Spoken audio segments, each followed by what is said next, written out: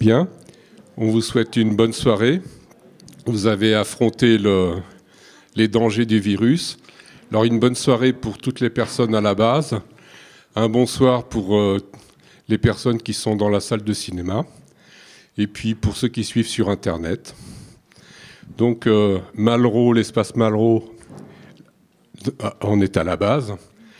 Donc la base à l'espace Malraux, les amis du monde diplomatique. On a le plaisir d'accueillir ce soir Emmanuel Todd. On espérait l'avoir un petit peu plus tôt, puis on a eu quelques difficultés. Bon, on est heureux pour ce soir de le recevoir. On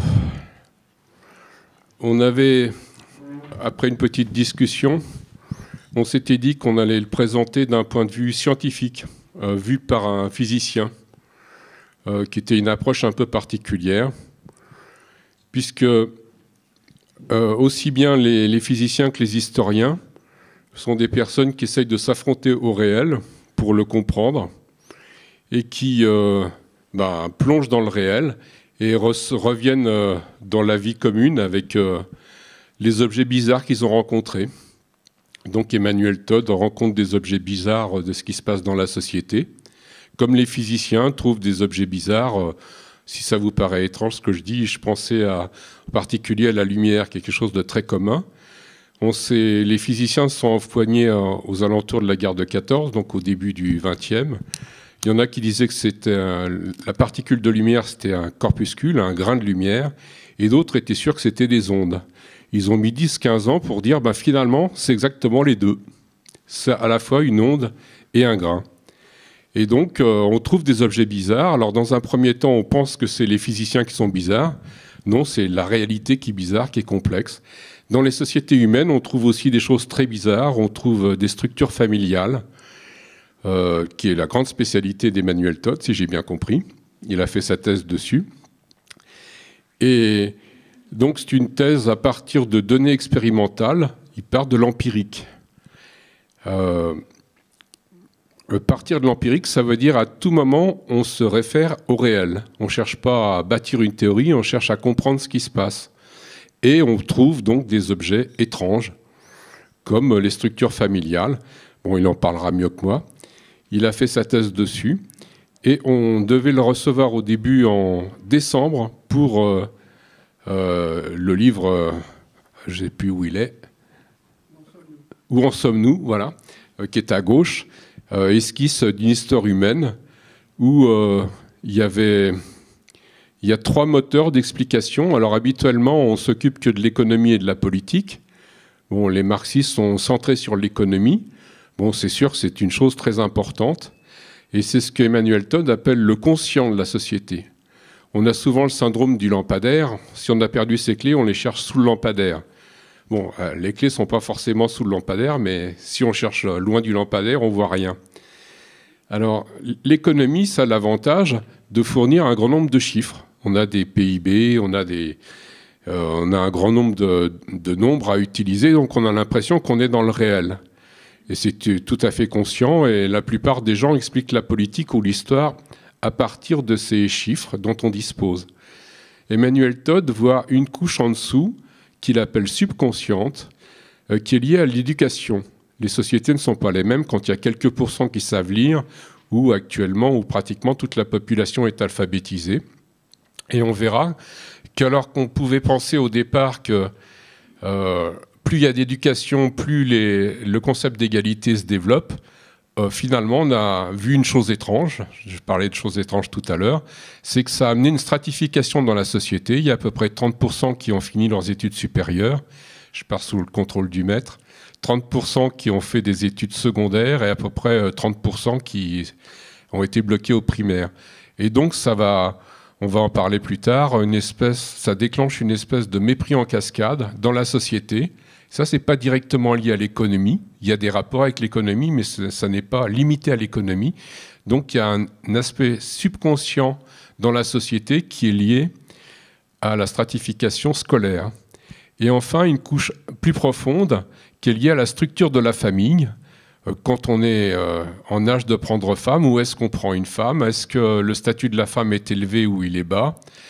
quels sont les taux de natalité chez les femmes. Enfin, en observant avec des statistiques ça au niveau mondial, on voit qu'il y a plusieurs structures de famille.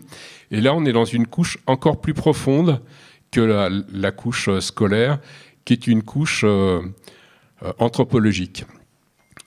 Pour l'économie et la politique, on a des constantes de temps de la dizaine d'années, 50 ans pour fixer les idées. Dans la couche consciente, dans la couche subconsciente, on a des constantes de temps plutôt de l'ordre du siècle. Et l'évolution de la scolarité, donc on raisonne en quelques siècles. Et sur la couche inconsciente, la plus profonde, on raisonne en millénaires. Et on a ces trois cycles qui se développent.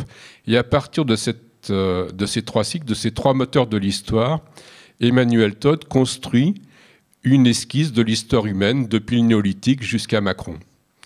Et alors qu'on est dans une période où il y a beaucoup de choses qui nous sont complètement incompréhensibles, comme l'arrivée de Macron, l'arrivée de Trump, le Brexit, enfin des choses qui pour les Français sont extrêmement étranges, elles s'expliquent relativement bien en lisant Todd, disons avec une certaine logique et en s'appuyant sur des faits.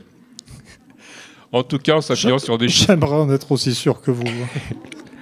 Bon, j'aime beaucoup ce que fait Todd. Bon, il commence à devenir critique sur ce qu'il fait. Je ne pourrais pas le défendre. C'est le privilège de la retraite. Voilà.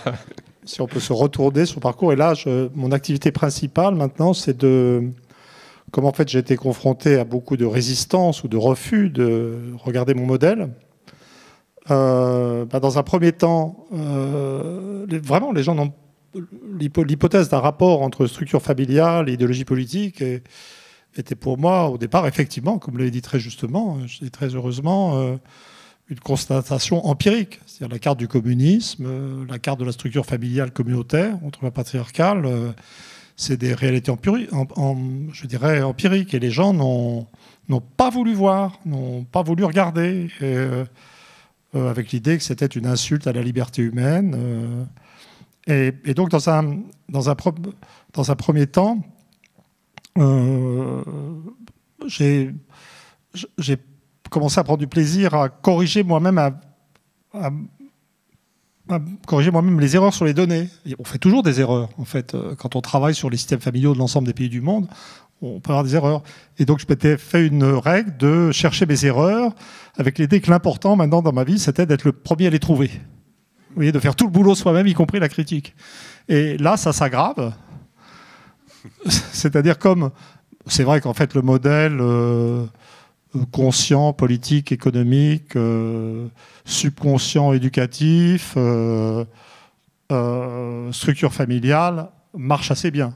Je dirais que la partie subconsciente commence à être acceptée, en fait. Si vous regardez les sondages d'opinion, l'interprétation des phénomènes, la conscience que les gens ont des conflits sociaux, c'est beaucoup les niveaux éducatifs. Ça, c'est passé, en fait. Moi, j'avais écrit ça dans l'illusion économique vers 1997. Mais ça passe comme ça. Les structures familiales, il ne faut pas rêver. Je suis arrivé à la conclusion que les sociétés ne veulent pas savoir la vérité sur elles-mêmes. Particulièrement les sociétés libérales ancrées dans des structures familiales nucléaires. Que les gens ont vraiment besoin de penser qu'ils sont libres. Absolument. Alors qu'ils sont libres en pratique, mais qui n'ont pas le droit de ne pas être libres. Oui, bon. Et donc maintenant, je me suis dit, je vais maintenant commencer à corriger des imperfections du modèle. Et ça m'a pris à Angers l'autre jour. C'est que, en fait, ce modèle en 3 couches, il est assez performant. Mais conscient, subconscient, inconscient. Mais je pense qu'il y a un glissement de sens qui ne va pas de soi. C'est que, bien sûr, c'est plus profond, au sens presque psychanalytique des choses. Mais qu'est-ce qui prouve que ce qui est plus profond est plus important? Je veux dire, quand même, l'économie, c'est très important. La globalisation est quand même en train de détruire des sociétés et peut-être même de remanier des systèmes anthropologiques. Et donc, au final, je pense que, si j'ai le temps, je vais procéder à une horizontalisation du modèle où je mettrai finalement je garderai les notions de conscience, inconscience, subconscient, inconscient, mais en essayant de décrire des séquences historiques, puisqu'il s'agit d'expliquer l'histoire, où les facteurs des 3 niveaux se succèdent et sont en interaction, sans qu'on soit forcé de dire vous prenez le nazisme. par exemple. Bon, moi, j'avais l'habitude de dire, comme évidemment, on part des imperfections. Les gens, vous lisez des bouquins d'histoire classiques, et vous lisez le nazisme, la crise de 29. La crise de 29. Et donc moi, j'avais comme une sorte de routine, de présentation, de dire, bah oui, la crise de 29, mais quand même, aux États-Unis, la crise de 29, ça a produit Roosevelt. En Angleterre, des conservateurs asthéniques. En France, le Front populaire. Donc en fait, mais moi qui connais les structures familiales, je peux vous expliquer pourquoi la réaction anglo-américaine a été libérale, dynamique ou lente. La réaction française, libérale, égalitaire et progressiste et de gauche, est sympa, en fait, selon nos critères. Et la réaction allemande de type paranoïaque. Bon, et c'est vrai que sans les structures familiales, en ajoutant d'ailleurs les phénomènes religieux, puisqu'en Allemagne, en plus, il y avait l'effondrement du protestantisme dans les 60 ans qui précédaient, on ne peut pas expliquer cette divergence de grandes sociétés. Mais en vérité, il ne faut pas oublier que sans la crise de 29, on ne peut pas l'expliquer non plus.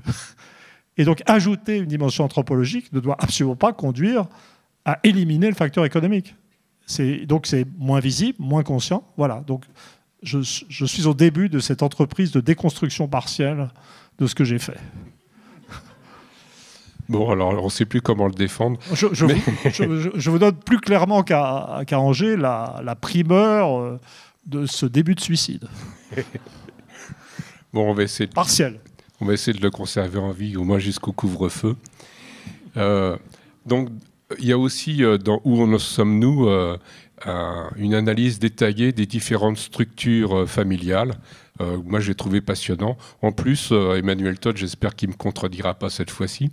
Et il est facile à lire. Non, mais ça, c'est de écrire simplement est ma plus grande fierté. Voilà. Donc là, je suis d'accord.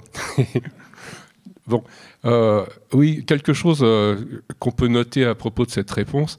Quand les physiciens reviennent avec ces photons qui sont des corpuscules, des grains de matière ou des ondes, on rentre et qui reviennent vers le grand public, il n'y a pas de conflit majeur. Il n'y a pas les ondes qui sont à gauche et les grains de lumière qui sont à droite. Il n'y a pas de conflit.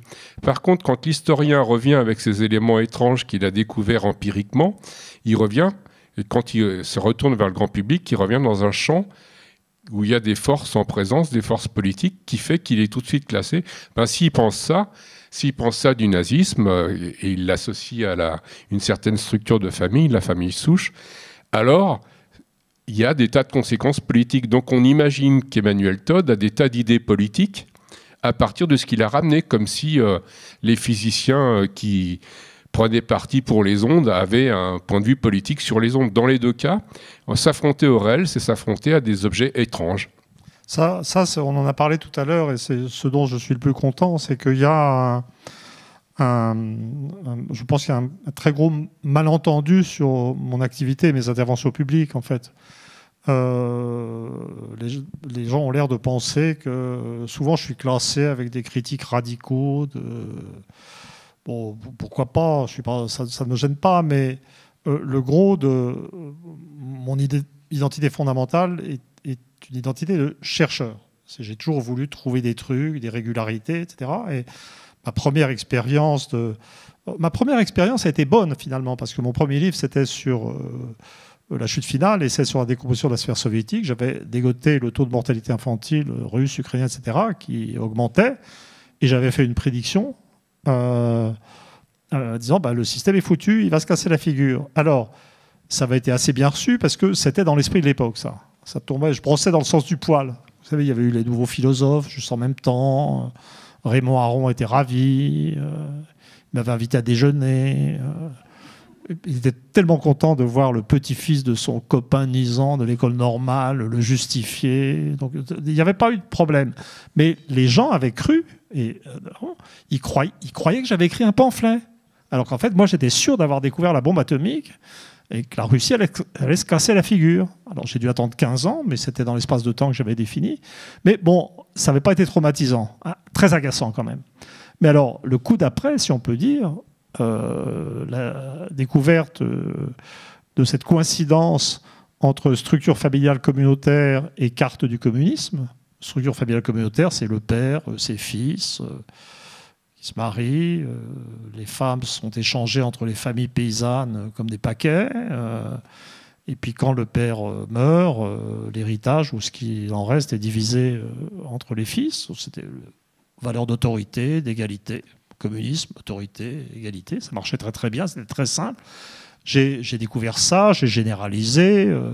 Dans un bouquin, je me suis enfermé pendant 1 an ou 6 mois, je ne sais plus, à la bibliothèque du Musée de l'Homme, vérifiant de façon méthodique, c'est-à-dire j'arrivais à la Thaïlande, je ne savais pas moi ce que c'était. Si j'avais trouvé cette structure familiale en Thaïlande, mon modèle aurait été foutu, puisque la Thaïlande n'a pas eu de mouvement communiste puissant. Non, juste le contraire. Trop génial. Donc, mais j'ai vraiment vécu ce processus de vérification. Je termine, j'écris mon livre à toute vitesse parce que ça me paraît tellement évident que j'ai peur d'être doublé. Le problème de scientifique, c'est être doublé, publié, quoi. Vite, vite, vite. Voilà, hors circuit. Et parce qu'à l'époque, moi j'étais un étudiant de Peter Laslett, le pape des études sur la famille. Je savais que ça bougeait partout sur la famille. Et je suis d'ailleurs fasciné par un mec qui s'appelle Kertzer, qui a travaillé comme moi en Italie centrale, qui connaissait les structures familiales de l'Italie centrale, communautaire, avec son gros vote communiste. Il écrit sur les deux, et lui n'a pas vu le lien. Il me fascine. Il m'a fait une critique dégueulasse sur la traduction anglaise de mon premier bouquin. Mais voilà, vous voyez, mais là, quand je parle, j'ai l'air mesquin, ou de régler des comptes, mais c'est des mesquineries de savants. C'est pas des mesquineries idéologiques. Et d'ailleurs, les haines de savants peuvent être terribles, hein, parce que je veux dire, s'affronter en termes d'intelligence, c'est quand même plus angoissant que s'affronter sur des questions de valeur. Hein, ça met plus en question, au fond. Voilà, et donc j'arrive, puis ma maman m'avait élevé en me disant que si on travaillait dur et qu'on était honnête, on était récompensé. Et donc je m'attendais à des flots de louanges. Qui est cet homme ? Le pasteur ou le Newton des sciences sociales, hurlement de rage, je me fais insulter. Dans l'IB, on me traite de barésien ou de parce que je parle de structure familiale. Donc en France, la famille, travail, famille, patrie, pétainiste, super agréable quand on est d'origine juive en partie. Bon, donc voilà. Hein. Et qu'on vient d'une tradition plutôt judéo-bolchevique. Enfin bon, donc c'est le mec, les racines, le sol, le sang, pas du tout, non. Structure familiale nucléaire, bon, ça donne de la liberté aussi, voilà. Et donc là, ça a été un vrai traumatisme, et là, c'était un malentendu total, parce que là, c'était ce que vous indiquiez, c'est que on fait une découverte qu'on considère comme scientifique, et on arrive. C'est vrai, avec une arrogance de scientifique. Moi, je ne pense pas que les scientifiques sont des gens aimables. Hein. Je veux dire, pour moi, le scientifique qui arrive et qui se dit « Ouais, en fait, je ne suis pas très bon, je vais être intégré au CNRS, mais je vous garantis que je ne vais pas faire de vagues. Je vais pas du tout dire que les gens avant moi n'ont pas vu certains trucs. Donc vraiment, vous me prenez, vous me payez pendant toute ma vie, mais je vous garantis que je ne vais rien faire d'important. » Vous voyez ? Oui, c'est bien humainement, pourquoi pas ? Mais non, je veux dire, il faut un minimum d'arrogance. Il faut de la modestie devant les données, certainement. Il faut plier devant les données, toujours. Mais non, je veux dire, il faut penser qu'on est le meilleur à un moment donné où c'est pas la peine. Hein, on est d'accord ? Hein, j'ai pas dit de bêtises, là. J'avais dit choquant. Voilà, et donc c'était un vrai traumatisme. Mais j'y repense en ce moment parce que dans la période récente, j'ai été massacré pour un livre d'intervention politique qui s'appelait « Qui est Charlie ?» Et je me suis soigneusement tenu à l'écart des gens qui actuellement, pendant le procès des terroristes résiduels, il y a des gens qui ont essayé de me réentraîner dans ce débat, mais la sortie du livre a été atroce et elle l'a été en un sens. Alors dans le livre, il y avait toujours le même truc, c'est-à-dire les gens étaient là, ça mélangeait les deux aspects. C'est-à-dire que donc, tous les gens étaient là à se chauffer sur le merveilleux attachement des Français à la liberté. Ils parlaient un peu moins de l'égalité, à la défense de la liberté d'expression. etc. Et puis moi, j'ai acheté l'eBay, puis j'ai vu la carte des manifestations, et puis j'ai vu la carte, si on met de côté la région parisienne, sur laquelle j'ai fait une erreur de calcul qui aurait renforcé ma thèse finalement. Donc j'ai fait une erreur de calcul. Enfin, j'ai fait un mauvais choix contre moi-même. Oui, donc je ne peux pas rentrer dans les détails. Mais dans l'ensemble, c'était la carte de l'ancien catholicisme. Et donc j'ai vu que les régions les plus déchaînées sur la périphérie de la France, c'était les régions de tradition inégalitaire, de tradition autoritaire, anti-républicaine, là où la révolution avait du mal à s'imposer. Et je me suis dit, alors là, c'était compliqué, parce que c'est vrai que d'un autre côté, que voir des... tout à fait, là j'ai été dans les valeurs quand même. C'est-à-dire que j'ai vraiment...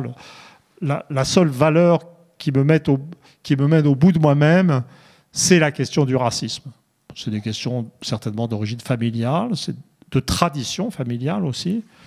Et donc vraiment, je ne veux pas rentrer là-dedans, mais l'islamophobie est quelque chose qui me fait horreur sans que telle ou telle religion soit pour moi plus importante ou plus valable, car je ne suis pas croyant du tout en fait. Voilà. Donc il y avait ce plan, mais j'avais quand même aussi le sentiment d'avoir trouvé un truc et d'amener au débat quelque chose. Et donc j'avais expliqué, mais non, c'est pas du tout la République traditionnelle, c'est un néo-républicanisme qui est ancré dans des régions qui ont certaines traditions religieuses, qui est vraisemblablement islamophobe, sans se l'avouer, qui n'est pas du tout attaché au principe d'égalité, qui représente une subversion de la tradition républicaine centrale de la France par la périphérie ex-catholique, qui d'ailleurs avant s'était emparée du Parti socialiste. Je suis courageux, je sais où je suis à Chambéry, hein. Mais l'un des problèmes du catholicisme zombie, c'est qu'il correspond aux zones de plus fort dynamisme culturel. Et donc c'est là que je fais mes conférences. Alors, donc je dois, pour que ces conférences me laissent vivant, je dépends du niveau éducatif lié à l'effondrement, pas lié au catholicisme, mais à sa disparition. Je peux espérer qu'un certain type de relations sociales consensuelles et polies va me permettre d'échapper à la lapidation. Et ça se passe généralement comme ça. Par contre, dans les régions nucléaires égalitaires dont je défends la tradition, je ne fais jamais de conférences. Parce que c'est là qu'il y a des problèmes éducatifs. Voilà, en général. Je simplifie un peu, mais c'est ça. Mais, donc là, il y a eu un... donc en fait, ça a été affreux. J'ai été insulté par tout le monde, etc. Et en fait, sur le plan pratique, ça m'a beaucoup plus démoli que temporairement, j'espère, que l'histoire purement scientifique de la troisième planète, des structures familiales et l'idéologie. C'est-à-dire, j'ai fini, bon, c'est pas grave ici, mais j'ai fini par tomber malade, ça m'a plus affecté. Mais en fait, je pense que c'est parce que j'étais plus vieux et moins solide. Et que j'avais, quand j'ai sorti la troisième planète, j'avais une trentaine d'années. En fait, j'étais assez précoce, hein, quand même. Et j'étais très solide, probablement suffisamment autiste, vous voyez, et suffisamment arrogant et désagréable pour mieux supporter le choc. Mais donc ça ne m'a pas rendu malade, ça m'a juste rendu très malheureux, très en colère. Et je me suis dit, puisque c'est comme ça, je vais leur montrer. Et j'ai passé 6 ou 7 ans à faire l'invention de l'Europe pour montrer que j'avais raison. Qui a bien marché pour de mauvaises raisons d'ailleurs. Bon, ça a continué. Mais en fait, en termes de choc, je pense que le premier était plus important. Parce que c'est, sur le fond, beaucoup plus dur de se faire renvoyer dans les cordes quand on a trouvé un truc magnifique en termes d'explication historique, qui marche très bien et qui m'a permis de nourrir toute une carrière de chercheur en conflit avec l'université et de survivre. Et c'est plus grave, au fond, quand on est un chercheur, que s'empéguer avec ses concitoyens des classes moyennes auxquelles on appartient, parce qu'on est dans des problèmes de l'instant. Voilà. J'espère que je suis clair. Bon, j'ai l'impression que j'ai compris. Je vais prendre un autre exemple dans la physique, où quelquefois on ramène des objets étranges dans en s'affrontant au réel. Et puis on intervient dans un champ politique qui est très actif, politique ou religieux. Donc un exemple un peu plus ancien avec un Polonais, Copernic, qui trouve que c'est plutôt le Soleil qui devrait être au centre de notre système. Lui, il l'a trouvé avec des maths, des mathématiques. Il y a un religieux, Giordano Bruno, qui trouvait qu'on pouvait faire une philosophie à partir de ça. Bon, ce n'était pas la bonne époque, ils l'ont brûlé. Donc, quelquefois, il y a des découvertes scientifiques, là, le fait de l'héliocentrisme, qui n'étaient pas compris à une époque donnée, comme les structures familiales pouvaient ne pas être comprises au moment de Qui est Charlie. Oui, mais on en a parlé tout à l'heure. C'est-à-dire que les découvertes scientifiques, alors là, c'est des découvertes scientifiques qui sont liées à, si on peut dire, l'idéologie de l'Église, en fait, et à la vision de l'homme.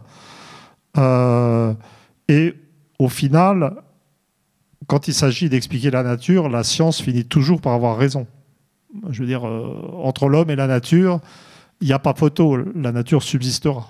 Oui, mais il a fallu beaucoup de temps. Même Galilée, un siècle après. Je vais vous dire, moi, là, il s'agit d'un problème entre le chercheur et la société. Et la société, c'est d'autres hommes.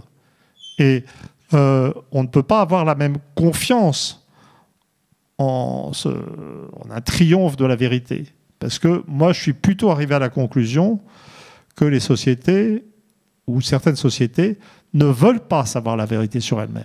Et donc, il m'arrive de me dire, tout ce que j'ai fait, c'est très sympa, mais ça sera enfoui, parce que, comme je disais tout à l'heure, les gens qui vivent dans des cultures individualistes ne veulent pas se poser la question de savoir d'où vient leur individualisme, de savoir qu'il est déterminé aussi par autre chose, et que s'ils voulaient avoir un tempérament totalitaire et mettre en place un système totalitaire, ils n'y arriveraient pas. C'est le problème des communistes anglais, en fait.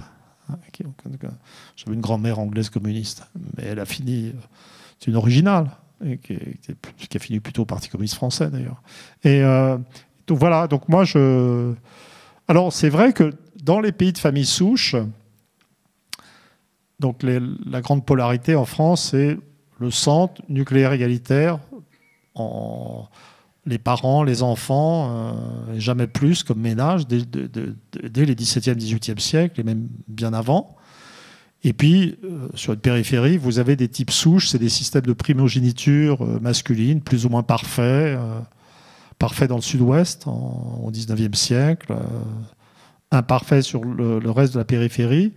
Et ce que j'ai noté quand je faisais des conférences, c'est que dès le début, les gens qui sortaient des provinces de familles souches, autoritaires et inégalitaires dans leurs valeurs, et qui savaient l'importance, c'est ce qu'on appelle des sociétés à maison, où l'appartenance à une maison, la succession sur une maison était presque plus importante que son propre être.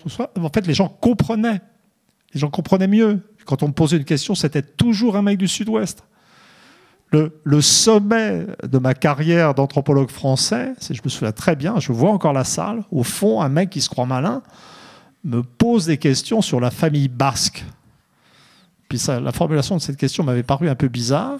Famille souche a un droit d'aînesse absolu, c'est-à-dire où l'aîné des filles peut hériter, la plupart du temps, pas dans toutes les vallées, mais dans certains, où l'aîné des filles peut hérite si c'est elle l'aîné des enfants. Et puis, je pose cette question sur la famille basque, et je lui dis, mais vous, monsieur, vous êtes basque ou béarnais?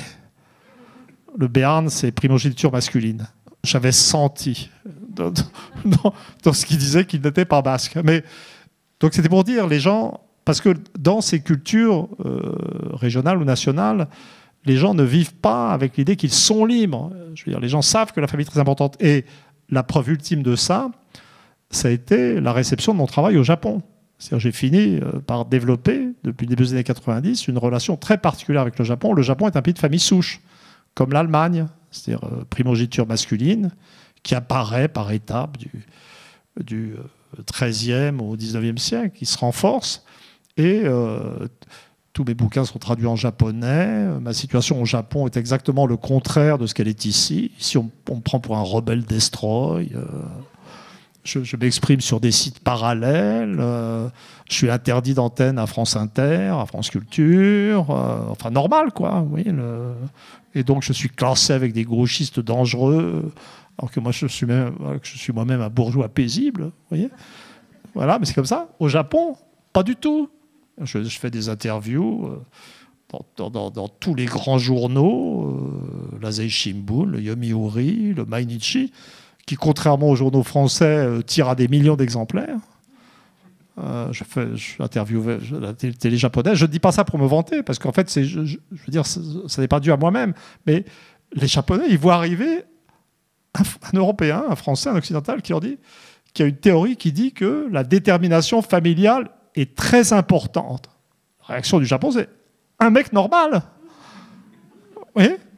Et donc, en fait, je veux dire, bon, oui, une variété blanche et bronzée de néo-confucéens. Oui. Donc, c'est vraiment... Et donc, simplement, si le Japon dominait l'espace mondial, je serais très confiant pour mes théories. Mais peut-être que si je croyais que la Chine... Peut-être... En dehors du fait que je suis assez hostile à la Chine dans mes interviews, donc je ne pense pas que je sois très bien vu. Bon. Mais la Chine autoritaire, égalitaire, comme la Russie, pourrait faire quelque chose de mes machins quand même, sortie du communisme. Mais bon, mais en fait, elle ne va pas gagner. Ils vont se casser la figure. Donc, pour toutes sortes de raisons. Donc, moi, je crois plutôt à la prédominance persistante du monde anglo-américain. Donc, je suis cuit. Parce que c'est famille nucléaire, culture libérale. Jamais ce que je raconte ne sera accepté, quel que soit mon amour de l'Angleterre. Vous voyez ? Donc, je disparaîtrai. Bon. Donc, on va profiter avant qu'il ait disparu pour passer au deuxième ouvrage. Deuxième ouvrage qui est beaucoup plus proche de nos préoccupations contemporaines. Quand j'ai appelé Emmanuel Todd pour Où en sommes-nous, on était en plein mouvement des Gilets jaunes. Et dans ce mouvement des Gilets jaunes, sa première réaction, c'est de dire « j'y comprends rien. Ce que j'ai fait jusque-là, ça colle pas tout à fait. Puis comme les faits sont têtus et je m'y tiens, et il était lancé dans un espèce de marathon qu'il explique dans le livre, en travaillant un grand nombre de données, en retrouvant un ami qui connaît très bien son œuvre régulièrement pour lui dicter ou lui faire une conférence à l'heure du repas, et qui faisait une première mise en forme des chapitres. Et puis ensuite, tout a été réécrit. Et là, on est dans le contemporain pour voir si les structures de la famille, si l'économie, si la stratification scolaire a un impact. Et là, le premier paradoxe rencontré, c'est on n'arrête pas de parler de l'augmentation des inégalités dans la société française. Ce n'est pas tout à fait le point de vue de M. Todd. Non, en fait, c'est vraiment... j'ai cherché à comprendre comment... la problématique du livre, c'était comprendre comment... la France a signé et voté par référendum le traité de Maastricht en 92. Ça a été une catastrophe économique. Cette catastrophe économique, de plus en plus manifeste, s'est accompagnée, qui a amené la France à perdre pied complètement face à l'Allemagne en Europe, une diminution de puissance considérable, une diminution d'importance des élites françaises elles-mêmes, comment ça a mené à une disparition de l'opposition à la monnaie unique. Comment c'est fait contradictoire. Ça, c'est un problème scientifique. C'est accepter l'évidence de données en apparence contradictoires. Comment expliquer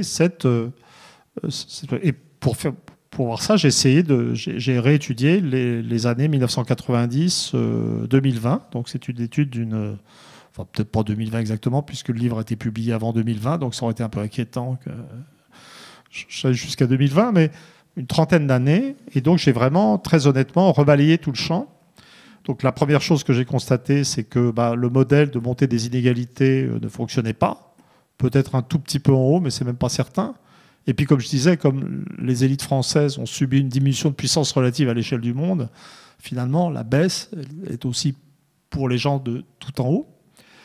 Par contre, ce que j'ai constaté, admis, en disant ce que je pense des indices de prix de l'INSEE, c'est qu'en fait, il y a une baisse de vie, du niveau de vie en France, qui est parallèle pour toutes les catégories sociales.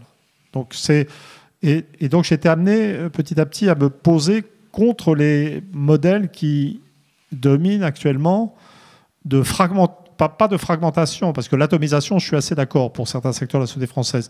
Mais prenons l'archétype, c'est le modèle de Jérôme Fourquet, le modèle de l'archipélisation. C'était très intéressant. Et là, on est vraiment dans le cadre d'un débat qui est en fait derrière, dans les coulisses, c'est absolument scientifique, parce que Fourquet est un copain. Et donc, on en a discuté. Et donc, il n'y a pas de... je dis, c'est des désaccords, de nuances d'interprétation. Moi, je serais plutôt, finalement, j'y réfléchissais en venant dans le train. Lui, c'est le modèle de l'archipel. Il faudrait citer Guy lui aussi, avec le modèle France, etc. Moi, c'est le modèle du Titanic, en fait. C'est-à-dire, on est tous en train de couler ensemble. Et dans ce bateau qui coule, les gens sont de plus en plus en conflit avec les autres. Ce qui est un modèle qui existe dans la vie sociale. Donc, j'ai mesuré des chutes parallèles de niveau éducatif pour les enfants de toutes les catégories sociales, cadre supérieur compris. J'ai mesuré des chutes de fécondité parallèles, ça va bien avec la baisse du niveau de vie, de toutes les, dans toutes les classes sociales. Une homogénéisation du territoire. On parlait des gilets jaunes. Quand je vous disais que je ne comprenais pas, c'est que je ne comprenais pas parce que ça n'avait pas de carte visible. Et simplement parce que le phénomène des gilets jaunes se répartissait de façon assez homogène ou circulait dans l'espace national sans référence à toutes les géographies anciennes. Et donc moi, j'ai été amené à discerner plutôt un modèle d'homogénéisation et de convergence dans la chute de tous les éléments de la société française. Voilà. Alors, je continue ou oui, vous m'interrompez, c'est comme vous voulez. Alors, je vous interromps pour vous précisiez votre découpage de la société française. Oui. Si vous l'avez en tête. Oui, alors j'ai fait de l'INSEE revu par Marx. C'est-à-dire, j'ai pris les nomenclatures, les catégories socio-professionnelles. Enfin, maintenant on dit PCS, mais moi je parle toujours à l'ancienne, catégorie socio-professionnelle de l'INSEE. Et j'ai un peu rajouté des catégories invisibles en haut, et puis je les ai mises un peu en mouvement, si on peut dire. Donc ma description de la société française, c'est, si on part du haut, je pars du haut, j'ai une toute petite pellicule supérieure, qui n'est même pas les 1% supérieurs, qui doit être les 0,1% supérieurs. Et en haut, je ne mets pas, comme on le ferait dans cette gauche qui se pense extrême, mais que je ne perçois pas comme très extrême personnellement, je n'ai pas perçu des classes capitalistes abominables. Je veux dire, il y a des capitalistes abominables en France, pas de problème. Voilà. Mais en fait, ce que j'appelle aristocratie stato-financière. Parce que la catégorie sociale dirigeante en France, c'est la haute bureaucratie et pour moi, le rapport de pilotage et de domination de la société française, qui est une société capitaliste, mais pilotée par l'État qui s'est installé après la Deuxième Guerre mondiale, est toujours valable. Il est toujours valable. Il est d'autant plus valable avec le temps que les stratégies absurdes économiques mises au point par ces catégories sociales supérieures, qu'il s'agisse d'invention de l'euro, monnaie étatiste absurde, ingérable, ou de tentative de néolibéralisation de l'État lui-même en installant dans toutes les administrations, les hôpitaux, l'enseignement, une pellicule bureaucratique supérieure dont la fonction est de rendre le fonctionnement de l'État plus libéral, aboutit en fait à une prolifération bureaucratique et une société civile maltraitée, une industrie maltraitée qui s'effondre. Donc le modèle, c'est qu'on a un capitalisme en effondrement et un État qui se renforce sans cesse, alors que tout le monde croit que l'urgence, c'est de combattre le néolibéralisme. Pour moi, c'est vraiment très important. Il y a un élément de fausse conscience. Tous les grands patrons qu'on cite, etc., les premiers qui viennent à l'esprit, c'est les gens des télécoms. Mais les gens des télécoms, ne serait-ce que par l'attribution des fréquences, sont en fait sous la domination de l'État. On ne peut pas... la classe dirigeante, c'est les inspecteurs des finances en France, réduite à sa plus simple expression. Et je dirais qu'en un sens, Castex est encore plus typique que Macron. Vous voyez, quand tout le monde dit « Ah ben non, Macron a nommé Castex parce que Castex existe encore moins... comment s'appelait le précédent? Le mec qui parlait normalement. Édouard Philippe, oui, qui était trop normal encore pour le système. Non, pour moi, le Castex, c'est la vraie incarnation du pouvoir. C'est vraiment le bureaucrate idiot, pas de problème. Et puis, je dirais que Macron est une majorette qui s'agite au-dessus de la réalité de ce pouvoir. Voilà, donc ça, c'est pour les structures de domination réelle. En dessous, j'ai ce que j'appelle, si mes souvenirs sont exacts, la petite bourgeoisie CPIS, c'est-à-dire ce qu'on appelle noblement dans les catégories de l'INSEE cadres et professions intellectuelles supérieures, beaucoup d'entre nous, sans doute, ici. En tout cas, c'est ma classe, en fait, moi. Et que j'ai requalifié petite bourgeoisie parce que c'est une classe qui est en état de fausse conscience, qui se pense éduquée, supérieure, semi-dominante, et en fait, pour elle-même et à travers ses enfants, est en chute de revenus et en situation de fausse conscience assez grave. Et donc qui n'est pas du tout la classe qu'elle s'imagine être culturellement dominante. Au-dessous, j'ai un immense bloc que j'appelle majorité centrale atomisée, et qui doit être 50% de la population qui regroupe employés qualifiés, professions intermédiaires, techniciens qui sont dans les professions intermédiaires d'ailleurs, et puis indépendants, etc. Et puis au-dessous, ce qui reste, que j'appelle prolétariat en hommage à Marx, mais ce qui reste des milieux populaires, c'est-à-dire les ouvriers et les employés non qualifiés. Ce qui a beaucoup évolué, voilà l'empirisme au travail. L'empirisme au travail. On ne pense pas à la société a priori. Je vais vous montrer comment je travaille.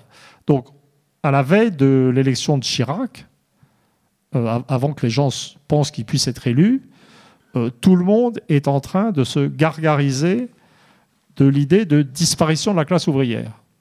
Les gens, comme le Parti communiste a disparu, ou est en voie de disparition, les gens s'imaginent que la représentation théorique de la classe ouvrière disparaissant, la classe ouvrière elle-même disparaît. Je vais dans la cave de l'Institut national démographique, où je travaillais à l'époque, je prends les recensements, je regarde et je vois que ouvriers plus employés, les employés et les ouvriers étant des hommes, les employés des femmes, le plus souvent, les deux étant mariés ensemble, c'était 50% de la population. Et j'arrive à la vision d'une France où la moitié de la population, c'est toujours les milieux populaires. Et donc je dis, mais attention, c'est là-dedans, et je constate que les évolutions électorales les plus violentes sont dans ces milieux. Et puis je fais un modèle où je dis que non, Balladur ne sera pas élu, Chirac peut être élu. En fait, il n'a pas fait une percée de tête dans les milieux populaires, Chirac. Mais il a été suffisamment moins mauvais que Balladur pour passer. Là, j'ai repris les mêmes données. Et là, j'ai constaté autre chose. C'est-à-dire que là, il y avait une réduction de masse de la classe ouvrière dans les 30 dernières années, liée à la désindustrialisation. La désindustrialisation expliquant elle-même assez largement la baisse du niveau de vie, parce que les classes culturellement dominantes ne sont pas forcément les classes économiquement productives, et que maintenant, le monde ouvrier n'était plus au centre de gravité de quoi que ce soit. C'est un monde périphérique. C'est bien ce qu'on sent d'ailleurs. Et donc j'arrive à une représentation de la société qui en fait a été assez peu critiquée. Alors, à ce stade, ce qui était intéressant, c'était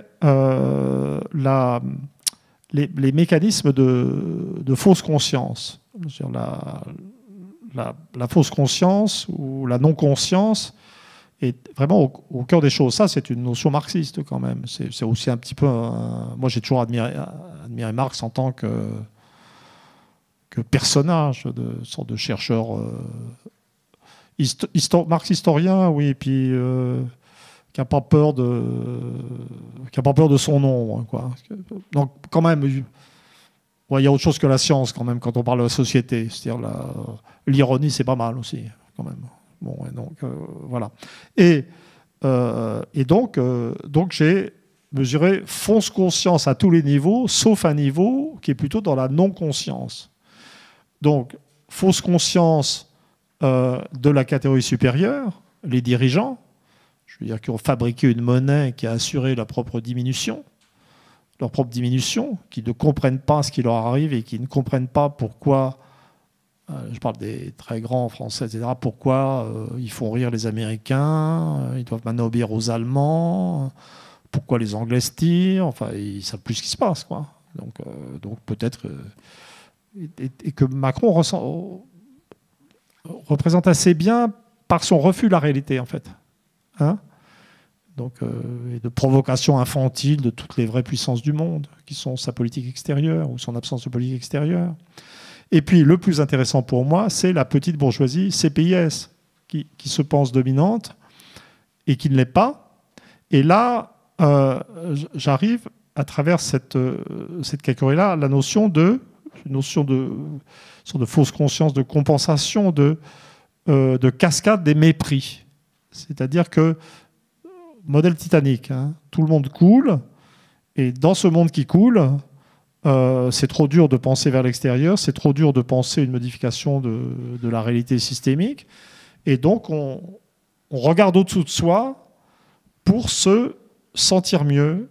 Et là, j'établis un truc qui est pour moi un mécanisme fondamental, même si c'est techniquement assez difficile à prouver. Là, il y a une question de saut de la foi. C'est ça qui est difficile en sociaux aussi. Et ben, de même qu'on a au bas de la pyramide fausse conscience et mépris, au bout de la cascade des mépris, avec les ouvriers en perte de vitesse qui méprisent les immigrés et leurs enfants, c'est le mépris du bas, c'est celui dont tout le monde a conscience. Et c'est un mépris qui est, je dirais, dénoncé par les gens à éducation supérieure de la petite bourgeoisie CPIS. Donc c'est un mépris que les gens voient d'en haut.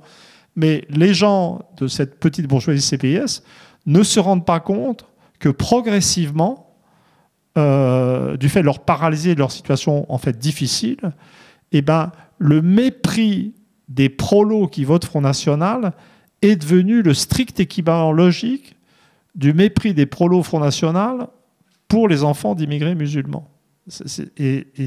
Voyez, et on arrive, alors ça donne, il y a des éléments de preuve extrêmement intéressants, et j'ai trouvé, c'est vraiment de la recherche ce bouquin. Donc évidemment, les dernières présidentielles, ça sera plus comme ça la prochaine fois. Les profs ont compris que Macron se foutait de leur gueule, les méprisait. On a vu au moment des retraites, le boulet est passé très près. Mais le vote du corps enseignant pour Macron a été phénoménal. Chez les agrégés, ça a atteint du 50% au premier tour. Hein, et ailleurs, chez les certifiés, j'ai plus les chiffres en tête, mais bon, peut-être 40. Et donc la vision et bien entendu le parti préféré du vote Front National, pour plutôt le parti préféré du monde ouvrier, c'est le Front National, pardon, le Rassemblement National. La classe ouvrière diminuée actuelle vote beaucoup plus Front National que la classe ouvrière importante d'autrefois ne votait communiste. Hein. C'est vraiment tout à fait frappant. Et donc, on essaie de nous vendre. En fait, ensemble, c'est 45% du corps électoral. Donc 55% des gens n'ont voté ni Macron, ni Rassemblement National, ni Marine Le Pen, et autre chose. Donc, ce qui a été vendu, et ce qui continue sans doute d'être vendu, et ce à quoi on nous prépare pour les prochaines élections, c'est l'affrontement titanesque de deux forces qui sont en opposition, qui sont une sorte d'arc électrique tendu au-dessus de la société française, Et j'ai fait, comme par calcul de routine, j'ai calculé des coefficients de corrélation départementaux entre tous les candidats du premier tour de la dernière présidentielle. Si vous avez 2 gros candidats, c'est assez normal d'avoir une corrélation significative et négative, puisqu'ils se partagent un gâteau. Si on se partage un gâteau, on a, corrigez-moi si je me trompe, une corrélation négative. Mais là, vous vous souvenez du chiffre ou pas? Voilà, c'est ça. Je vérifiais parce que la journée a été rude. Et je trouve, entre le vote Marine Le Pen et le vote Macron, un coefficient de corrélation de 0,93. Le maximum, c'est 1. De ma vie, je n'en ai pas vu un aussi élevé. Et en tant que chercheur, je m'étais dit, si un coefficient de corrélation dépasse 0,85, c'est probablement qu'on a affaire à quelque chose comme une tautologie et qu'on mesure une corrélation d'une variable avec elle-même, mais apparaissant sous une autre forme. Alors, on a un deuxième élément, c'est que le vote Marine Le Pen était fortement corrélé avec lui-même aux précédentes élections. C'est-à-dire qu'il existait, lui, le vote Marine Le Pen avait une existence autonome. Mais les chiffres nous disaient que si, pour un département donné, on connaissait le vote Le Pen, on pouvait prédire le vote Macron. Mais ça montre simplement que la détermination des gens, statistiquement, je ne parle pas de tel ou tel individu, je ne veux pas avoir de nouveau les ennuis que j'ai vus avec qui est Charlie. Je veux dire, certains individus sont libres quand même. Mais ça veut dire simplement que la motivation probable des individus qui ont voté Macron, au fond, le dénominateur commun, c'était qu'ils votaient contre Le Pen, dès le premier tour, à un moment où il n'y a aucun risque. Et donc, là, il y a un petit élément de saut de la foi, et ben, c'est que finalement, c'est une vérification de ce que je suggérais tout à l'heure, de mépris descendant, et c'est que simplement, les gens qui ont voté Macron, et qui se pensaient société ouverte, dynamique, Startup Nation, contre les ouvriers fermés, abrutis, etc., était voter Macron, c'était affirmer sa supériorité, mépris descendant, sur les catégories populaires. Et là, on doit pouvoir trouver peut-être une autre explication à ce coefficient de corrélation, mais la règle en science, c'est que tant qu'on n'a pas mieux, on garde ce qu'on a. Hein, vraiment. Voilà. Alors, cela dit, tout ça, peut-être je vais m'arrêter là pour cette séquence, si on peut dire, ne doit pas faire oublier que la réalité de la société française, et ce qui explique son état d'amorphie, etc., c'est la masse centrale atomisée qui explique, ces professions intermédiaires, qui explique que 55% des gens n'ont pas voté pour Macron ou Le Pen, et qu'on vit un peu dans l'illusion. Bon, on procède à un dévoilement devant des personnes masquées, ce qui est un petit peu paradoxal. Ouais. Donc, je ne sais pas, je vais résumer brutalement pas pour expliquer le coefficient de 93%, mais pour dire que les profs ont voté Macron parce que les prolos allaient voter Le Pen. Oui, c'est ça. Oui, c'est vrai. Oui. Bon, alors c'est vrai que j'aurais pu aller plus vite. Hein. Voilà. Bon, et puis qu'on a des fonctionnaires qui se prennent pour des libéraux, c'est-à-dire pour casser l'État, mais ils sont tous fonctionnaires à l'intérieur de l'État. Oui. Bon, donc on a un livre avec un certain nombre de paradoxes. Je voudrais terminer sur très très important. C'est chaque fois que quand je fais un livre d'intervention comme ça, je l'avais fait avant d'écrire Après la démocratie. Je relis les luttes de classe en France de Marx et le 18 Brumaire. C'est un acte rituel et je me bidonne toujours autant. Et je cherche à trouver je le dis pas trop, mais je cherche à trouver des équivalents. Je l'ai pas dit dans le livre, mais un jour je dirai qui je pense en Ledru-Rollin de la vie politique actuelle. Mais là, dans le 18 Brumaire, l'un des concepts que j'ai trouvé, c'est le concept d'autonomisation de l'État, quand même déjà. Et alors, ça n'a pas autant de rapport que ça. Hein. Il y a une dimension artistique dans la recherche, d'inspiration.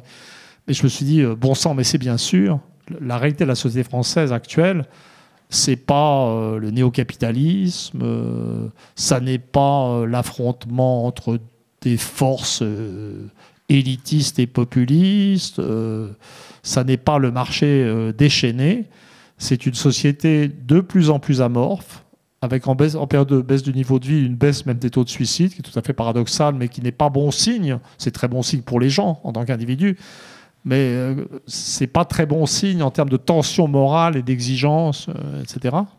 Et attendez, je termine parce que je vais m'y perdre. C'est un livre compliqué quand même. Et puis je travaille sur un autre livre en ce moment qui devrait assurer ma crucifixion finale. Et donc, en fait, la réalité de la société française, c'est deux groupes en perdition ou en chute, dans la fausse conscience, petite bourgeoisie CPIS, monde ouvrier, une masse centrale atomisée, tout le monde s'appauvrit, et dans ce champ de ruines idéologiques, les partis ont disparu, bien sûr, les partis sont partis, il n'y a plus de partis politiques, les partis politiques ayant disparu, l'État prend son autonomie de plus en plus, et tous les efforts de l'État pour revivifier le marché, donner de l'argent aux MEDEF, faire tout ce qu'on peut, n'aboutissent en fin du compte que parce que l'industrie est détruite à chaque pas par cette gestion de gens qui ne savent pas ce que c'est que le marché, on arrive à un phénomène d'émergence autonome de l'État comme acteur. Et je voudrais dire un mot quand même. Je trouve que si je décris mon modèle tel qu'il est, il résiste, contrairement à nous tous, assez bien à l'épreuve du Covid. C'est-à-dire que, par exemple, les premières idées, la notion de le modèle Titanic, c'est-à-dire d'une société qui n'a plus les ressources matérielles pour faire la critique des indicateurs de prix, de l'INSEE, etc. On nous parle d'une société qui s'enrichit, et puis on se réveille, et puis on ne peut pas produire de masques, on ne produit plus les équipements nécessaires pour faire face, on découvre l'état réel des hôpitaux, on découvre l'appauvrissement en fait, du pays. Bon, il est clair que l'effondrement industriel qui s'aggrave va simplement produire une accélération de ces mouvements. Et quant à la thèse de l'autonomisation de l'État, c'est presque effrayant. Je ne suis pas en train de dire qu'il ne faut pas appliquer les consignes sanitaires. C'est pas ça du tout. Mais ce que je dis, c'est que de plus en plus, ce qu'on a sous les yeux, c'est une haute bureaucratie en liberté et qui agit sans même en ne faisant même plus semblant de demander des autorisations fictives à l'Assemblée nationale. Là, on est... si vous pensez ce que c'est que... J'ai même pas dit que j'étais contre. Vraiment, je ne sais pas. Je n'ai pas tellement d'opinion sur ce couvre-feu. Je sais pas. L'une des caractéristiques de la situation, c'est que tous les gouvernements sont perdus partout. Il n'y a pas tellement de raisons. J'ai plutôt Boris Johnson à la bonne. Et les gens considèrent que sa gestion n'est pas tellement performante non plus. Donc c'est pas ça. Mais le Parlement anglais continue de voter dans la situation. Nous, c'est terminé, on n'en parle même plus. C'est tout de suite l'état d'urgence. Et donc, je trouve que le modèle tient bien le coup quand même. Tient bien le coup. Bon, comme on est arrivé à peu près à l'issue de la partie conférence, peut-être quelques mots sur le fait que l'Europe n'arrête pas de se présenter comme le plus important dans la démocratie, comme là où la démocratie se fonde. On voit en ce moment une autonomisation de l'État, un Parlement qui ne tient pas compte des résultats des référendums, enfin une démocratie qui commence à dysfonctionner. On se rappelle, c'était votre propos de l'Europe des années 30 et années 40. On se retrouve avec un paysage qui peut faire peur quand on voit ce qui arrive. Oui, ça j'en avais parlé à la fin de Où en sommes-nous, mon livre précédent, et je donnais une explication anthropologique et religieuse. C'est-à-dire, je disais, mais regardez, les pays de vraie tradition libérale sont les pays de famille nucléaire individualiste. Donc c'est la France, la France du bassin parisien, c'est l'Angleterre, c'est la Belgique, la Hollande, ou la partie maritime des Pays-Bas, etc. Mais la réalité de la zone euro, c'est que c'est une région qui est dominée plutôt, où le type familial majoritaire, c'est la famille souche, allemande, périphérie française, Vénétie, Autriche, nord de l'Espagne et du Portugal. et puis des traditions religieuses catholiques qui n'ajoutent pas tellement au tempérament démocratique. Mais je donnais une interprétation. Et je disais, non, mais écoutez, regardez, on accuse l'Europe d'être une zone, un système dominé par sa bureaucratie, ensuite par un pays dominant hégémonique, l'Allemagne.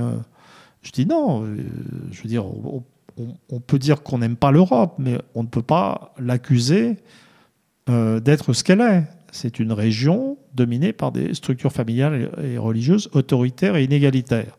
Et donc c'est un espace dans lequel se déploient les valeurs d'autorité et d'inégalité. Autorité et inégalité entre les pays, en fait. Donc, et puis, autorité et inégalité, je dirais, dans la gestion des pays, des sociétés. Mais en un certain sens, pour moi, l'anthropologie ici, familiale ou religieuse, c'est simplement quelque chose qui permet d'accepter de voir ce qui se passe, et puis surtout qui permet de ne pas traiter l'histoire comme une sorte de yo-yo où il n'y a pas de phénomène d'inertie. On parlait de physique. Hein, et l'un des fondements, si j'ai bien compris, de la physique classique, c'est le principe d'inertie. Hein, l'un de mes premiers moments de réflexion physique, c'est, je me souviens, en arrivant à la gare de Saint-Germain-en-Laye, venant de Saint-Lazare, enfin rentrant dans ma ville natale de Saint-Germain-en-Laye, j'étais petit, et je ne comprenais pas pourquoi, quand je sautais du train, je n'avais pas immédiatement une vitesse zéro par rapport au quai, et pourquoi je me cassais la figure. Je trouvais ça scandaleux. Je ne suis pas fou, c'est le principe d'inertie. Hein, et donc, dans les France, on n'attendrait pas ça d'un objet lancé qui s'arrête tout d'un coup comme ça. Hein. Mais actuellement, les gens qui ont construit l'Europe ou qui se gargarisent de l'idée que l'Europe est devenue le cœur de la démocratie mondiale, que l'Amérique de Trump est une abomination dangereuse, etc., sont en fait en train de dire qu'il n'existe pas en histoire de principe d'inertie. Ils n'acceptent pas de voir que si on regarde la zone euro dans les années 30, ça va être Salazar, à la fin Franco, ça va être Mussolini, ça va être un régime dictatorial fascisant en Autriche aussi, ça va être l'Allemagne de Hitler. Les Pays-Bas, c'est autre chose, la Belgique, c'est autre chose. La France, c'était à l'époque autre chose, mais si on se place dans l'idée de continuité historique, la réalité de la France, c'est pas juste le libéralisme. C'est toujours une oscillation. Au moment où l'Angleterre mettait en place la monarchie parlementaire, au XVIIe siècle, la France mettait en place l'absolutisme Louis XIVien. C'est-à-dire que la France a en elle-même, dans ses traditions, la virtualité de systèmes autoritaires, qui ne mènent pas des contraintes absolues sur la vie civile, mais quand même de systèmes autoritaires. Et donc voilà. Mais voilà, ça me paraît clair. Hein, enfin, pour moi en tout cas. Bon, les autres, je sais pas. Bon, si c'est pas clair pour tout le monde, est-ce qu'il y a des questions à poser? Est-ce qu'on est prêt pour les questions? Oui. On a peut-être des micros. Bon, parfait. Vous avez évoqué les CSP+, les bourgeois et les... Un peu plus fort, je suis retraité et sourd. Alors, les jeunes, vous mettez où? Hein? Je pense que la vérité, c'est qu'on... si je suis mon modèle absolument, je ne vais pas parler des jeunes en général. C'est-à-dire, si vous reprenez la notion de stratification éducative que vous avez rappelé au début, c'est qu'en fait, paradoxalement, c'est chez les jeunes que la stratification éducative est actuellement la plus forte. Si vous prenez le monde des retraités, les gens qui ont fait des études supérieures, parmi les retraités, ne sont pas si nombreux que ça encore. Et plus on avance en âge, parce que les études supérieures n'étaient pas très développées. Et donc, la réalité du monde des jeunes, c'est qu'il est extrêmement stratifié sur le plan éducatif. Et donc, c'est probablement dans le monde des jeunes que la division de la société est la plus forte. Ça explique beaucoup l'inactivité, je dirais, socio-politique de la jeunesse.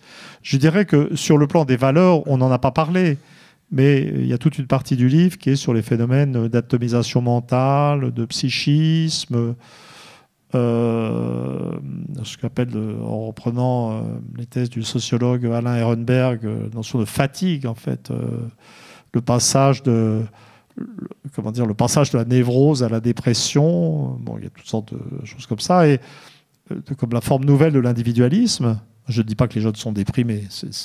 Moi, je suis déprimé, mais pas les jeunes. L'atomisation est particulièrement forte, sans doute dans toutes les jeunesses. Et je pense qu'elle est même plus forte que jamais, parce que moi j'ai vécu 68, mais j'ai vécu 68 avec une éducation ancienne, archaïque, et je porte en moi-même toutes les rigidités et les disciplines de cette époque archaïque. Mais les enfants et les petits-enfants d'après 68, qui ont vécu les valeurs libertaires comme un donné par leurs parents, sont sans doute beaucoup plus ancrés dedans. Donc ça crée une situation très bizarre, parce que les jeunes, actuellement, alors là je parle de tous les jeunes, sont ceux qui sont le plus écrasés par le marché mondial. Les jeunes des pays riches sont particulièrement écrasés, et ce, quel que soit le niveau d'études. Je veux dire, le niveau de vie d'un polytechnicien, d'un jeune polytechnicien actuellement, par rapport à ce qu'était le niveau de vie d'un polytechnicien des générations antérieures, est dérisoire.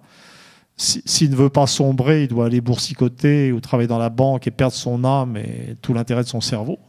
Donc, on a des jeunes qui sont particulièrement opprimés, mais très divisés, mentalement pas en condition de révolte, et donc on a cette situation extrêmement bizarre d'un groupe qui est le plus victime et qui est extrêmement peu actif sur le plan de la révolte.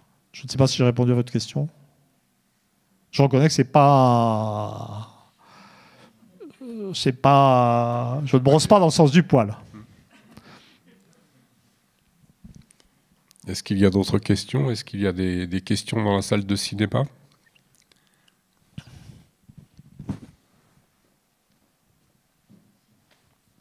Bonsoir. Pardon, je suis un peu loin derrière vous. Vous parlez beaucoup de la conscience ou de la subconscience de ce qui construit les idéologies politiques ou nos votes. Est-ce que vous avez aussi étudié la conscience ou la subconscience de l'urgence climatique? Pas du tout.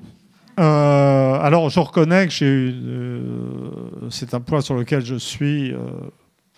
D'habitude, je dis j'ai une conscience écologique faible. Donc là, je veux dire, je suis même lamentable. Mais, si vous voulez, pour moi, il y a deux choses dans l'urgence climatique. C'est-à-dire qu'il y a une vraie urgence, qui est une urgence planétaire, mais s'agrège ou se combine avec cette urgence un irréalisme politique très, très considérable. C'est-à-dire que... je ne sais pas comment dire. Peut-être je vais m'arrêter là parce que je n'ai pas envie de rentrer dans des nouveaux conflits sur des sujets auxquels je n'ai pas assez réfléchi.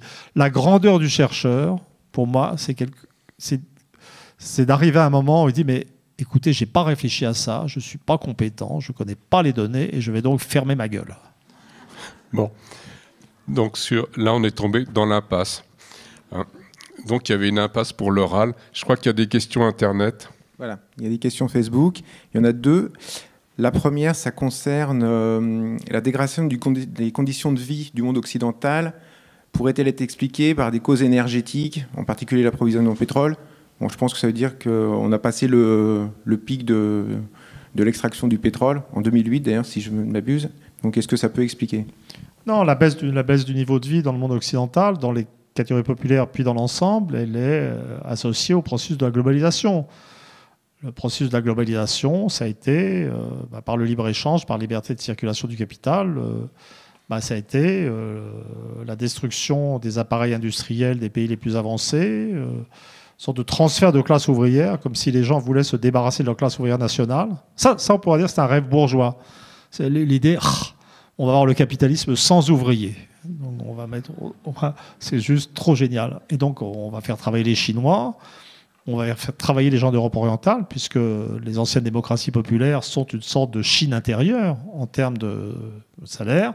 Ça permet de l'écart entre les prix de vente un certain temps et le coût de la main-d'œuvre dans ces pays, ça permet des taux de profit fabuleux.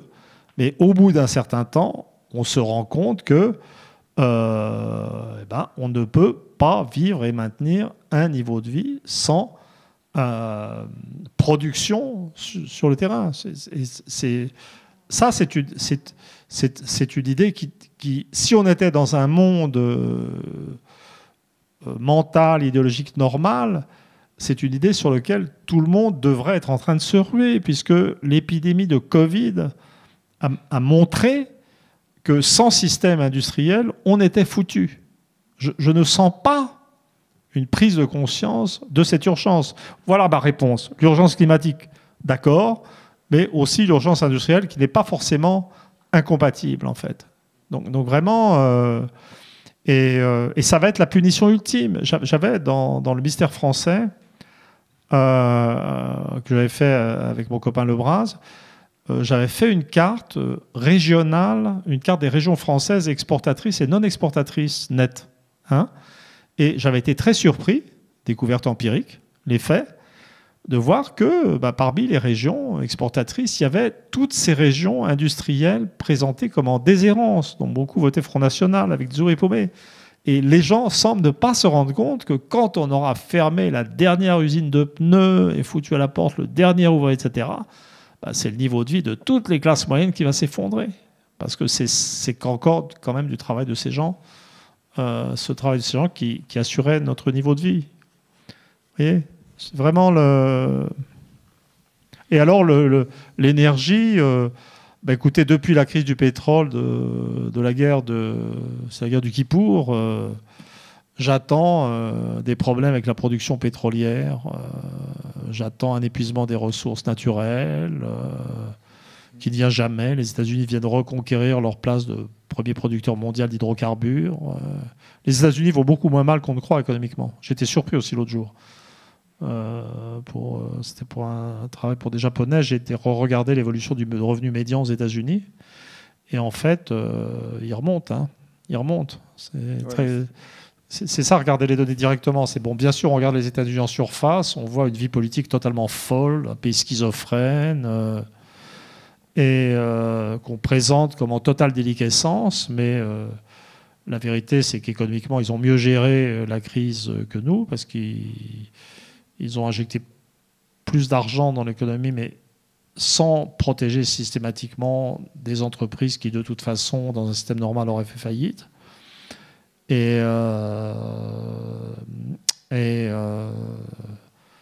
donc là, on aura un autre paradoxe à expliquer. C'est un autre livre à faire. Peut-être que ce serait mieux qu'un Américain le fasse. Pourquoi est-ce que l'Amérique, qui va plutôt mieux que d'autres économiquement, est dans cet état de schizophrénie politique ? Il y a une deuxième question Internet. Oui, deuxième question Internet, donc pas en rapport avec les livres, mais c'est une question géopolitique qui est sur la Turquie. Comment interprétez-vous l'affirmation de la Turquie dans un monde méditerranéen instable ? Voilà. Et je rajouterai, moi, une question perso, de géopolitique encore. Tout à l'heure, vous avez dit la Chine va se casser la figure. Est-ce que vous pourriez étayer un petit peu ça ? Parce que moi, j'ai plutôt l'impression, alors certainement que je suis influencé par les médias mainstream ou d'autres, mais que ce soit aussi bien au niveau de la gestion de la crise, justement, du Covid, que dans les nouvelles technologies. Juste pour prendre l'exemple de la 5G, la Chine est largement devant les États-Unis, par exemple. Oui.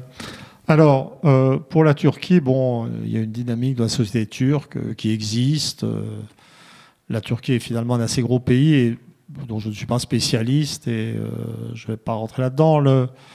Quand je pense à la Turquie, je me demande pourquoi la France s'est mise en première ligne pour affronter la Turquie. Je ne vois pas la logique. Je ne dis pas qu'il ne faut pas faire des choses en politique étrangère, mais je ne vois pas la logique, je ne vois pas la montée d'une obsession turque, parce que réellement, la Turquie, c'est le problème des États-Unis, c'est le problème de la Russie, c'est le problème de l'Iran, c'est peut-être le problème de l'Arabie Saoudite, j'en sais rien, c'est peut-être le problème d'Israël, mais je ne vois pas pourquoi la France, dont les ressources économiques sont très faibles, les ressources militaires pas mal engagées en Afrique, je ne vois pas du tout. Alors, par contre, j'ai eu l'occasion de le faire l'autre jour à la chaîne RT France. Moi, je vois toute la politique extérieure de Macron comme une agitation de compensation, comme je dirais. En fait, la réalité politique extérieure de la France, c'est que la France a perdu son rang en Europe depuis la crise de 2007-2008. L'Allemagne est devenue hégémonique, dominante. Elle a ses satellites qu'elle fait parler quand elle n'a pas envie de parler directement. Les Pays-Bas, la Finlande, l'Autriche. Elle domine et elle accorde des privilèges à la France, d'irresponsabilité économique, parce que les Allemands savent que si les Français se tiennent tranquilles, ils tiennent le continent. C'est d'ailleurs une vieille politique, en fait. On a déjà vu ça dans l'histoire de France. Et la réalité, pas simplement de Macron, mais de la classe dirigeante française, je ne sais pas comment les gens pensent au Quai d'Orsay, c'est qu'ils ne peuvent plus bouger sans avoir l'autorisation de l'Allemagne.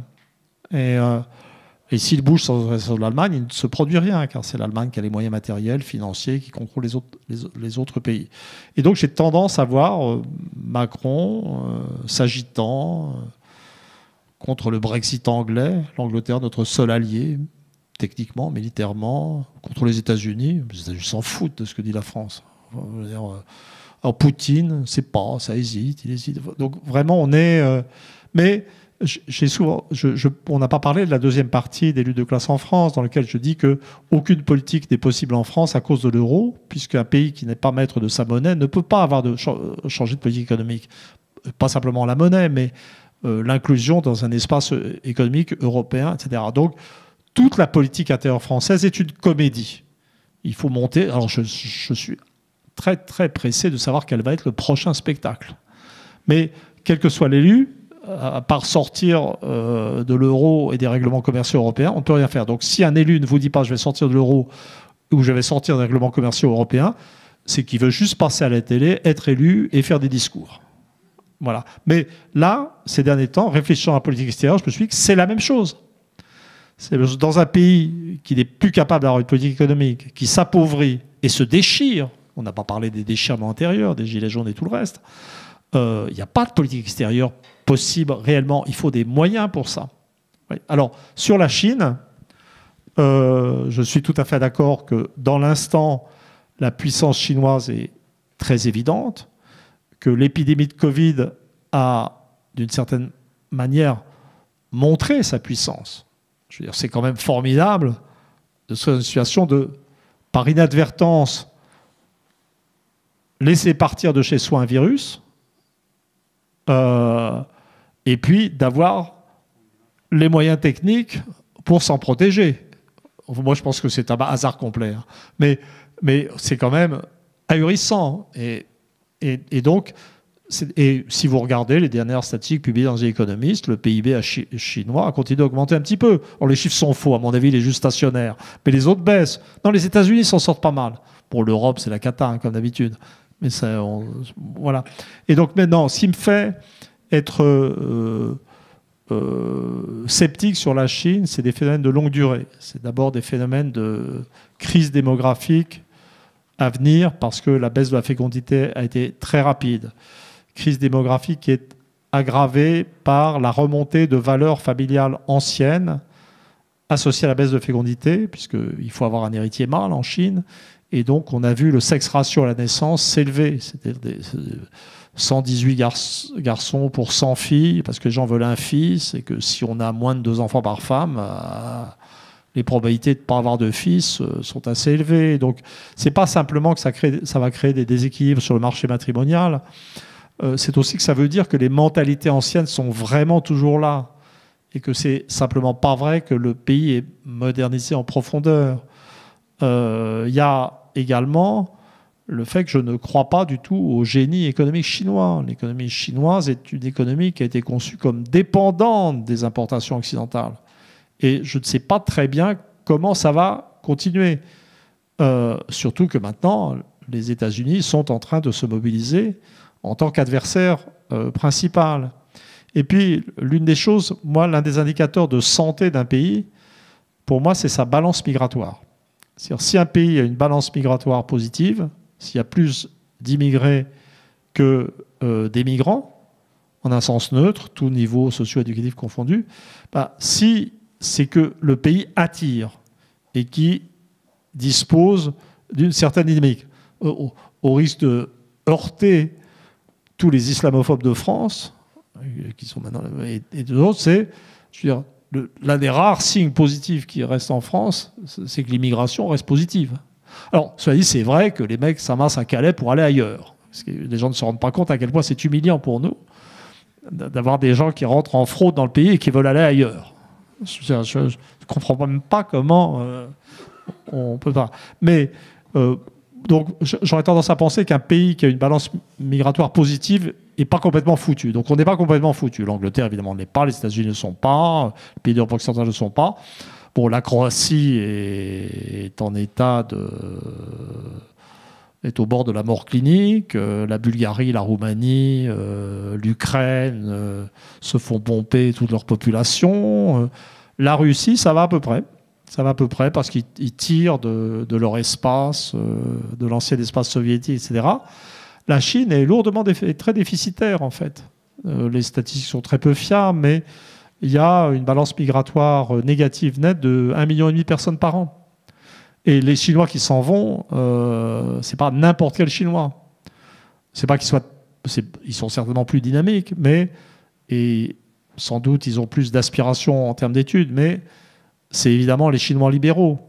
On connaît tous, beaucoup de gens, on connaît des Chinois qui arrivent. C'est pas juste le choix de l'Occident, c'est aussi le choix de la liberté. Donc, quelque part, la culture chinoise traditionnelle, étouffante pour l'individu, régulatrice, étatique, corrompue, devrait paralyser le pays. Mais évidemment, maintenant, c'est le contraire de mes prédictions sur la Russie. Quand j'ai dit que l'Union soviétique allait se casser la figure, j'avais 25 ans. Je disais, c'est dans 10, 20 ou 30 ans. Je prenais un risque. Vous voyez ? Mais si je vous dis, bon, la Chine va se casser la figure dans 10, 20 ou 30 ans, pour moi, le risque n'est pas bien grand. En fait, je veux dire, le pire, je serai toujours là et semi-gratteux, et on ne m'en voudra pas. Il y a une question là-bas. 25.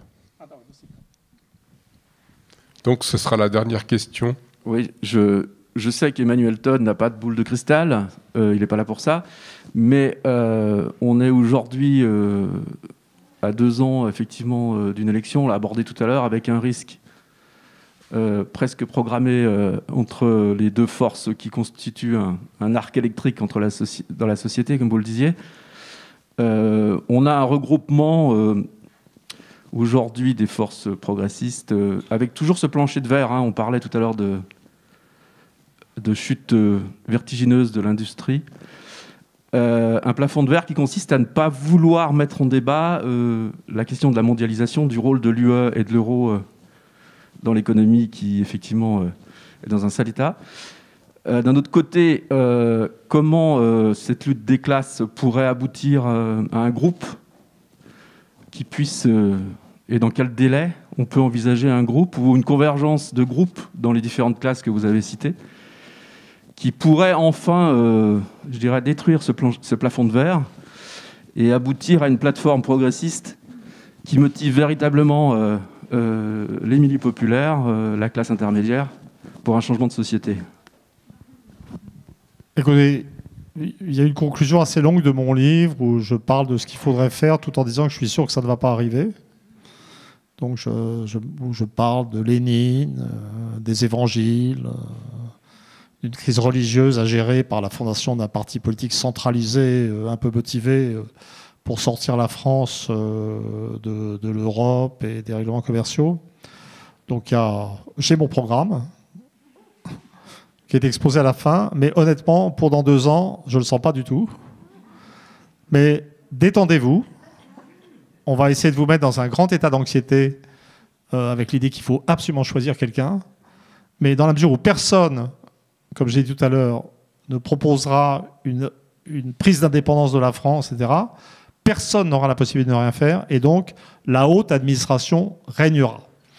Si vous voulez vraiment vous détendre, pensez que qui que ce soit, Macron, qui a d'autres, Mélenchon, Le Pen, ou je ne sais plus comment s'appelle le vert, là, Jadot, imaginez que quel que soit le visage, la parole, le style du type qui sera au pouvoir, à la présidence, pensez que la réalité du pouvoir sera Castex. C'est-à-dire la haute bureaucratie incompétente. Aucun problème. Et détendez-vous. On disait relax and enjoy it.